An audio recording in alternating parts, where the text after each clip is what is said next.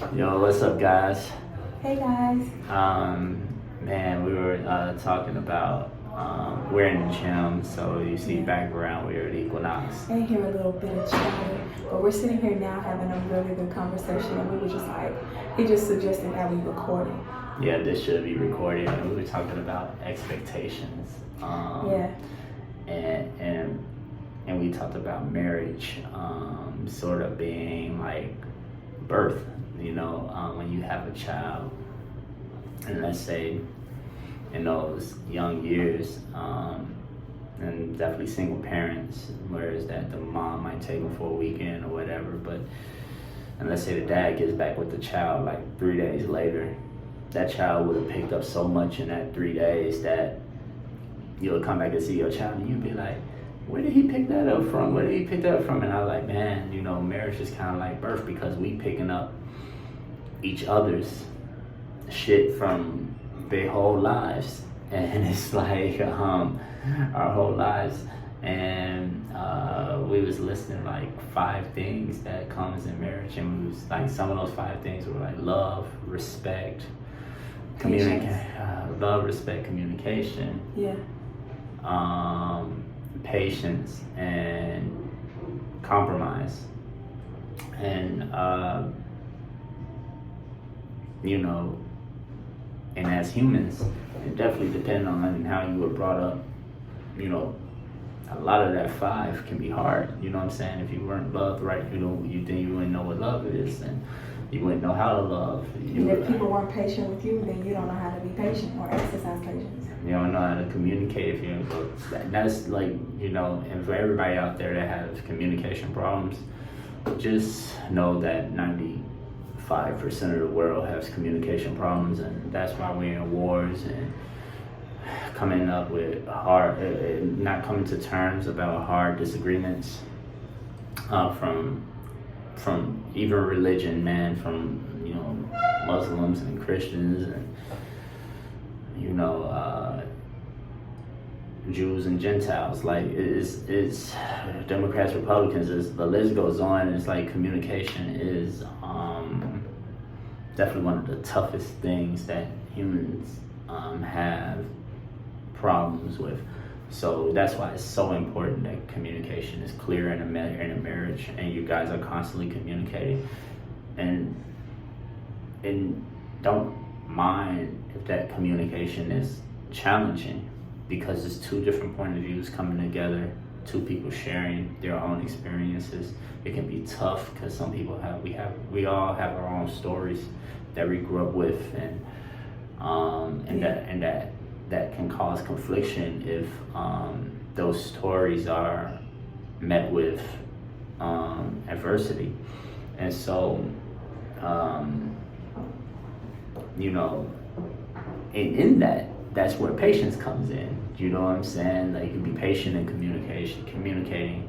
I guess that's like crazy that kind of go together, like in order, like love, respect, because you gotta have respect and communication in order to not just want to tear each other's heads off. No, facts. And then communication is up there too. Then communication. Patience during the communication. Patient. Yeah. And then they all really go hand in hand. And then compromise at the end. Because at the end of communication, you got to reach a compromise. Yeah, exactly. And that's literally, because we're literally almost about to celebrate our 1-year anniversary of marriage. And I would say that that's definitely the top 5 things that we have learned in this almost 1 year of marriage. That those things are critical: love, respect, communication, patience, and compromise.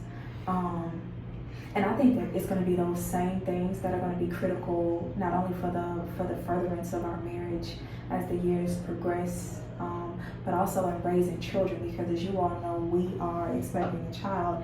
In 1 week, I will be 7 months pregnant, and so I think that those 5 are critical. So even us just coming to that revelation in the conversation, and see, the reason we actually came to the revelation is because he was saying something specific to me about marriage. And so I just asked him, like, if you had to list like 5 things that you expect marriage to be, what would those 5, or that you expect marriage to be, this marriage specifically, or that you believe are required for the marriage to be a success. And that's how we came up with that same list. Like he started, I already had them in my head, but he started to shout out the first 3 he said were ones that I had already had on my list of 5. And then we both kind of came to the revelation of the fact that compromise was a huge part of every pillar. If we had to call it anything, call it a huge part of the pillar that encompasses what our marriage has been thus far and what we also want to continue to build it on. So. And that's, but I would say the strongest pillar out of the 5 is communication. Because man, without communication, that's one thing I would say that I'm very good at with you is communicating. Yeah, probably better than me.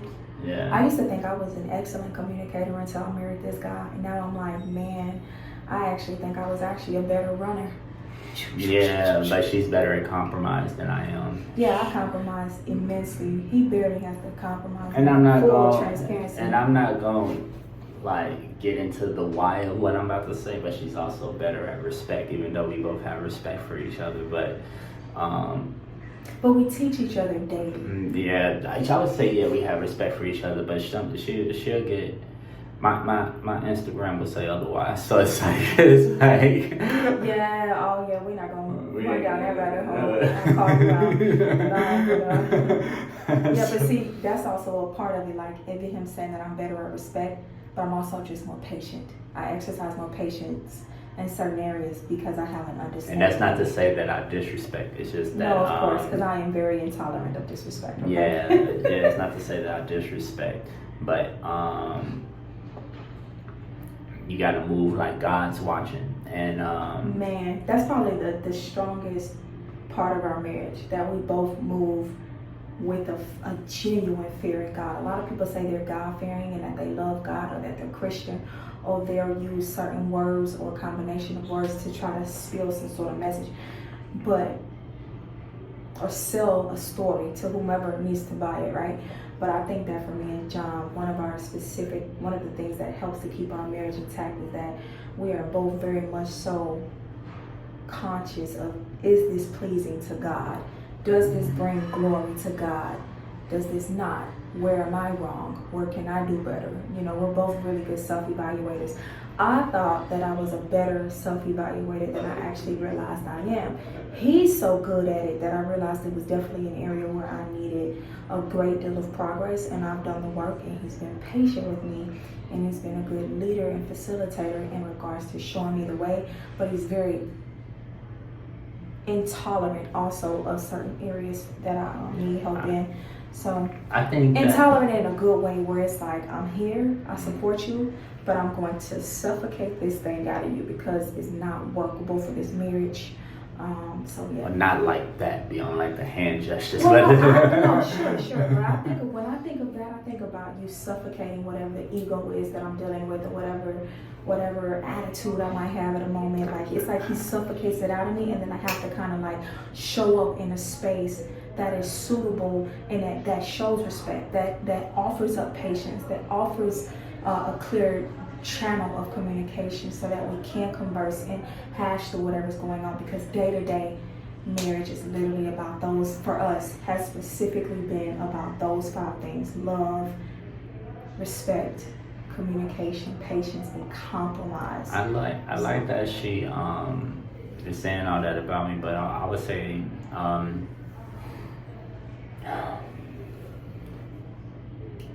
it's a dance where both partners lead. And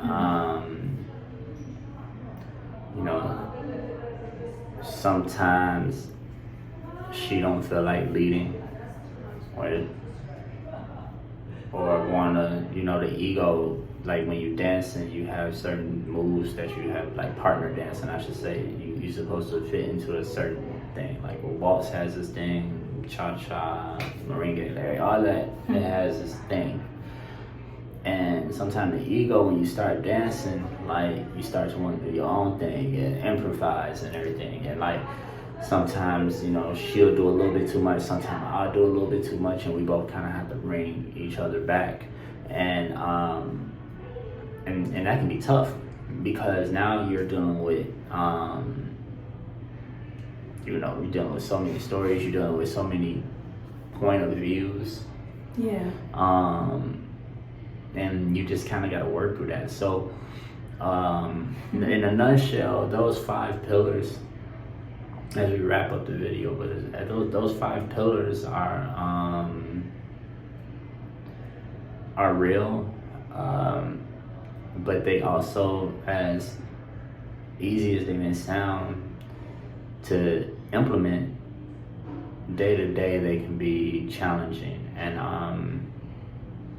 you know, have patience when communication is tough, and overall always respect, and know that love is compromising.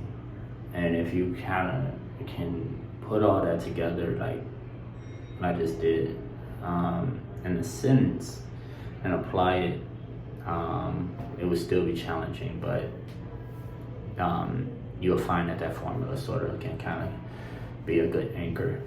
And it'll definitely be a good anchor when you start adding your offspring into it. So talk to you guys later. It was just a quick jump in. I know we haven't recorded in a long time. We'll be more consistent, but we were just about to have this conversation and we want to share it with you guys as opposed to holding it. Yes, but we'll be uploading more in the weeks to come because we'll be traveling soon, not going to say where, for our 1-year anniversary, and we definitely plan to do some recording while we are out of the country. So that's going to be exciting, but yeah, we definitely don't want this video to be any longer.